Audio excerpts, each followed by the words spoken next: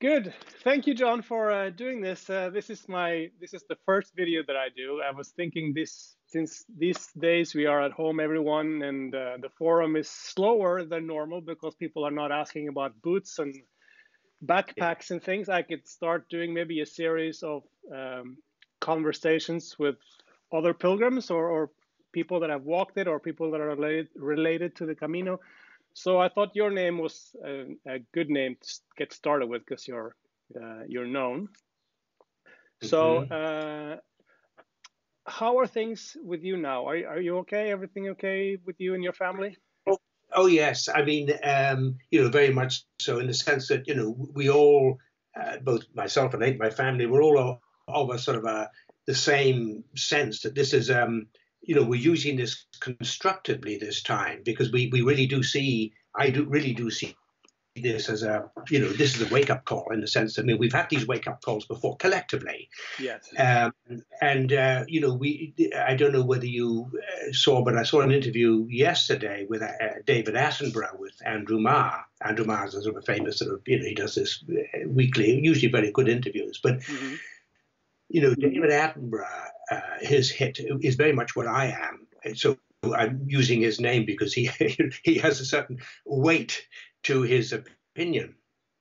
And that is that he is also of the opinion that this virus is a wake-up call, and that around the corner is a far, far, far more invidious situation and problem we're facing. I mean, it is, the global environmental climatic issue is huge, and the coronavirus simply pales into insignificance in terms of tens of millions of people drowning or starving or whatever. I mean, it's sort of, he never used catastrophic imagery before, but he's got a new film calling it, I think he calls it My Witness.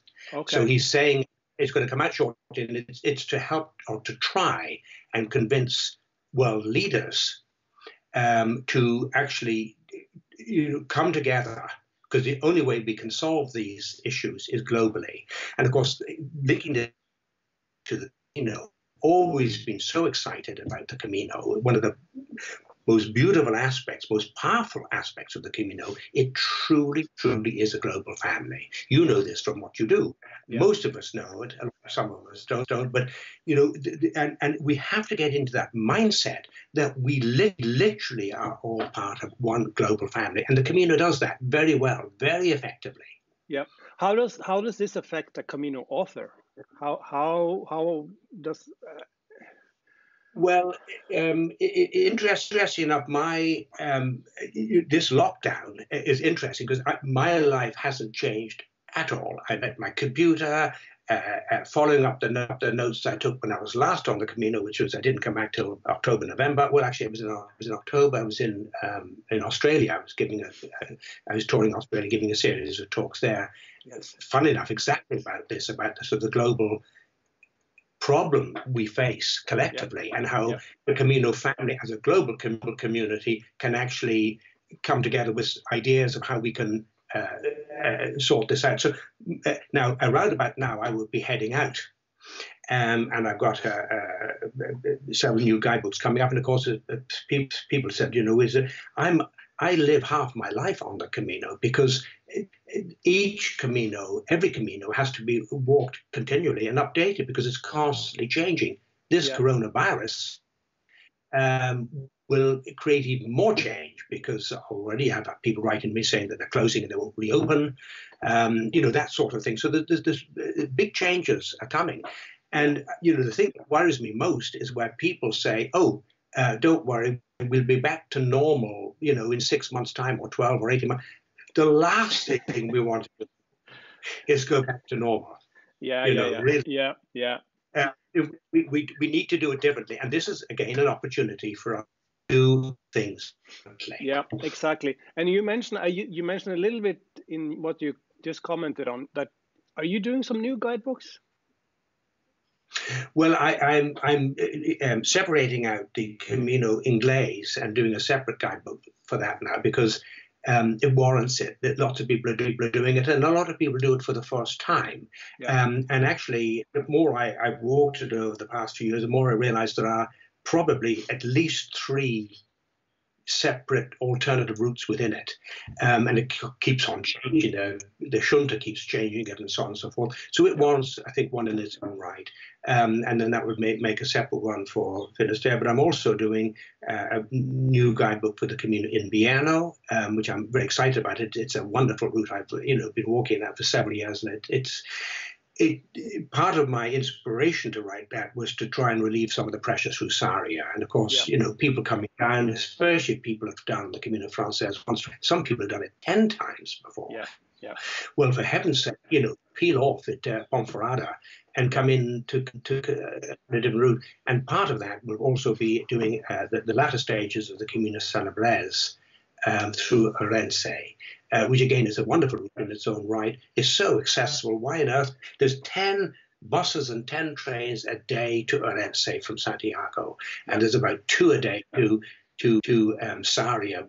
This nonsense journey through, bus change.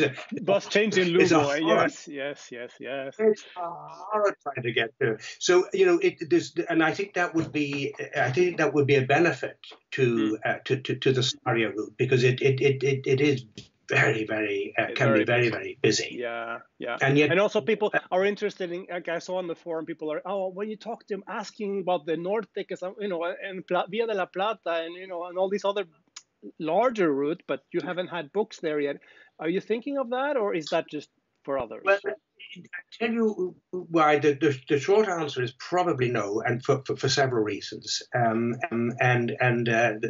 relatively easy to state. You take the Via de la Plata, which I've walked many times. I've walked it, all the way from Granada. But on that route, as well, since I've done it, you can imagine we're talking about hundreds, not thousands, and we're certainly not talking about tens of thousands. And for all that, I love the Camino, and it's my passion, it's my life. I operate through a commercial publisher. And go to a commercial publisher and say, look, I've got this book, it's 1,000 kilometers, but there's probably about a couple of hundred people who will read it in English. And he they will look at me and say, well, and you want us to print it, sort of thing. So, And from my point of view, also, if you think of it, and I'm very happy, I could, I can't, I certainly don't want to get into the publishing side of things, but because it's so long, it would require really quite a big book. And most of the people who will walk that route are experienced pilgrims, and they can pick up information. They don't need the sort of guidebook that I write, which is easy maps for people who never read maps. I would imagine the bulk of people who walk those long remote routes, they know how to walk. They know how to read a conventional map. Yeah. I have a few questions from the forum, and I wanted to go just a few quickly through those. One from John Lloyd. He says, when did you realize that your first Camino would not be your only Camino?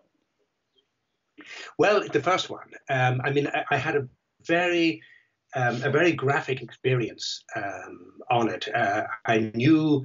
I did an interview with David Whitson recently, and a similar question came up, and I found myself saying, well, look, I knew something big was happening for me. I was in a time in my life, a very sensitive time. I was in a classic existential crisis, and things emerged that were beyond coincidence. There was a great synchronicity. I didn't know what it was, but on that first Camino, I stumbled into walking in total silence for 10 days. I didn't know what.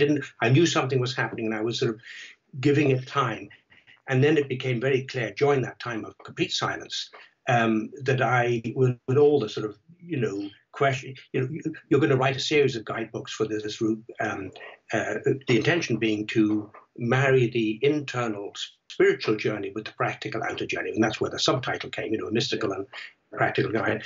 And I said, well, I don't speak Spanish. This is ridiculous. I do other things. And, but at the end of the 10 days, it was clear, though absolutely in no sense to me at all, that I would be very much coming back to write a series of novels. I thought it was going to be 12 for the 12 sort of what I call the 12 main routes, but I never thought when I started this that of course every route would have to be walked every year to update them.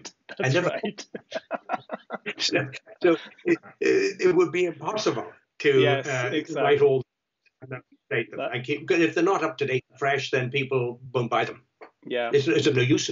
So talking about that, and you mentioned it earlier, now with so many places most likely, or many of them closed down, you have to be walking much slowly, more slowly, I guess, to be more thorough, to go through everything and check and double check if things are opening in. And I'm thinking that's gonna be a lot of work. Well, it isn't. It isn't. Don't forget, I know these routes backwards. I mean, I've walked them so many times. Now, funny enough, that's my main difficulty is because I know them so well.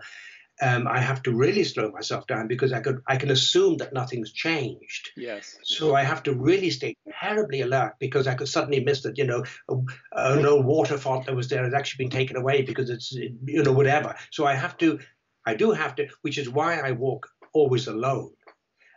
Because as a man, and I never met a man who could multitask, I have to stay very focused. And that's, I meet people in the evenings or at lunch or whatever, but when I'm walking these routes, I'm very focused. So I have another question from a user called Jabba Papa on the Camino, and he asked, which Camino guidebook did he first come across and use personally? When you walked, did you use a guidebook? Yes, I mean that was part of my inspiration, I suppose, or practical inspiration to write them. I bought them all virtually. I mean, I went off with a lot of all the English-speaking guidebooks, and indeed a French one written in France, French. But what I found about them was that the incredible difference in information, in practical information in particular, distances and so on. And it was that inspired one of my inspirations. Well, why are there so many differences? Well, how can it be? And one of the things I realized, and a lot of people say, John Brierley he's fine for the first 3/4 of the walk, but it's always the last 4 kilometers is always wrong. I can guarantee you it's double the amount. He's got wrong by a half. And of course, they're absolutely right. It took them twice as long to walk the last 4, but it was still 4 kilometers. That's right. It's just the pace had slowed at the end of the day. Literally, the last hour or so of a long day on the route, your time literally slows to a half for virtually everybody, even for fit people. Yeah. So anyway, I did that, and I realized that one of the big discrepancies was that a lot of the guidebooks weren't precise about where they started and ended their routes. The classic one is Burgos. In Burgos, you go for the first sign for Burgos City, when you went to the thing, and between the end of that and the hostel at the end, the previous one, there was a total of 7 kilometers. So where are you measuring to? It's no good in saying Burgos. You've got to say where. Yes, exactly. So you can be great.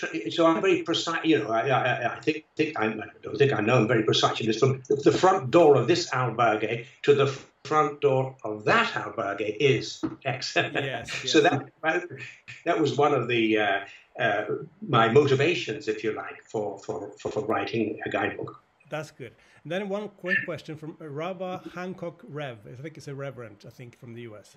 Where was the Camino Frances guidebook cover photo taken? Right. Now, here's the answer. Yeah. What's the point in writing a guidebook which has on its subtitle a practical and mystical manual for modern day pilgrim? There has to remain some mystery in it. Oh, so that's a secret. Yeah, they'll have to work it out themselves. Oh, good. Because I thought he mentioned that there was a discussion on the forum on where this photo was taken, and I don't know if they came to a concrete answer. Okay, very good. Let's leave it at that. And then the last question. What are from Shaw Law? What are some tips for a successful Camino?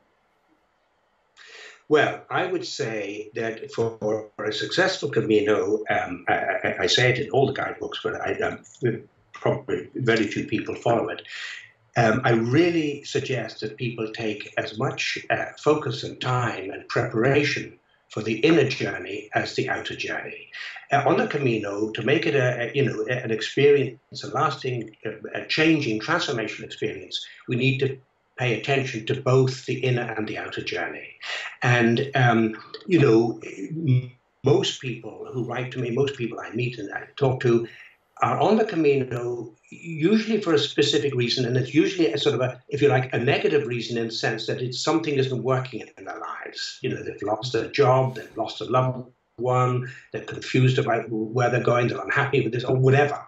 Now, when in preparing for the Camino, try and do some exercise. I have a little questionnaire there to prompt people with some of the questions to try and get down to what's really going on in their lives. Because if we start off with some clear questions that we want answers to, the answers that I can't answer, you can't answer for this person or any other person, we have to find the question ourselves, but also crucially, we have to find the answer ourselves. Mm-hmm.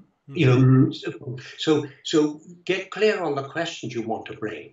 Yeah. And if you get time, also prepare a little bit for the outer journey too. It would be useful if you can sort of, stretch those legs, take a backpack heavy, go and climb a few hills or whatnot in your area. You can't do that and shut down. But because most of us, in my experience, we don't follow that advice, and we arrive at the start of the Camino with our spiritual and our soul and our physical muscles, to use an Irish term, knackered, because we've been desperately trying to clear up our debts because we're going away for a month or more. So we've been working even harder at our computers or whatever. So we profoundly have not prepared. But it's certainly a degree of preparation on why am I walking this? Yeah. Because do you think like after this lockdown, everyone's been in lockdown now, that people are going to have more issues to resolve? Correct. Well, I think the same issues will be there that will need resolving. It's just we've had more time to realize that there are issues that need resolving, and that our old way of life maybe wasn't the life that we want to re-emerge into, that we would like our life to be different. And right? We'll try in this downtime, get some clarity on that. Try and get your questions. You won't maybe answer them now, but try and get questions as to, well, why are you dissatisfied, or why are you're unhappy in your work, or why, whatever. Try and get those questions, and then walk with those, arrive at the Camino with the intention and the invocation to find the answers to the questions that have emerged. Mm-hmm. Good. Well, I think after being in lockdown all over the world, almost everyone's in lockdown right now for a long time. I think people are going to hopefully be wanting to walk again once things open up. I just hope it won't take too long. So thank you for doing this, John, and I hope I see you in Santiago soon again. I have to tell people this. Usually in the fall, when one day I come to work, and then just after lunch, usually, and then I turn the corner of my little office there, and there's John, and he's like, "Do you want a coffee?" And like, yes, of course. So I have a coffee every year, and I hope we can have one. Well, not I would look too long. to that, Eva. Yes. Yeah. Okay. Great. Thank you. Well, blessings to you and all the forum that you look after so well, and hope to see some of you all soon. Yes. Thank you.